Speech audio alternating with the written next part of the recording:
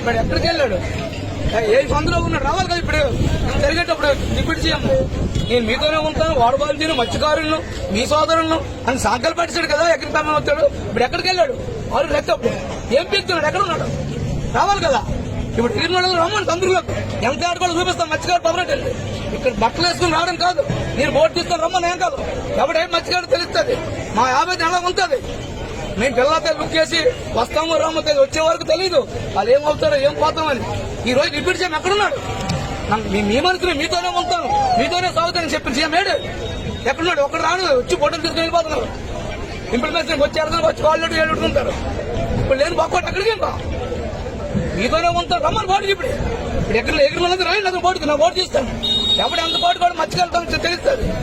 మత్స్యకారుతో పోరాడదు ఎవడు. ఓ శక్తి ఎక్కడ పడిపోతే బాడీ ఆగిపిస్తాడు. ఒక కూలి పని చేసినాడు కాళ్ళు నరుకున్నాడు బాడీ ఆగిపిస్తాడు. మేము ఎవరు మా బాడీ ఎక్కడ చూపించాలి? మీ మత్స్యకారుగా పుట్టడం తప్ప మీరు మత్స్యకారులు తీసేటప్పుడు మా దగ్గర రాకండి ఓట్లకు.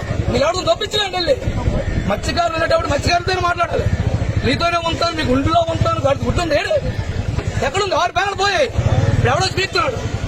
మాకు ఇప్పుడు న్యాయం కావాలి. ఆ 10 గంటలు తెలిపోమని ఎలాగో పోయినట్టు పోతాం. మత్స్యకారులు లేడని చూపిస్తాం.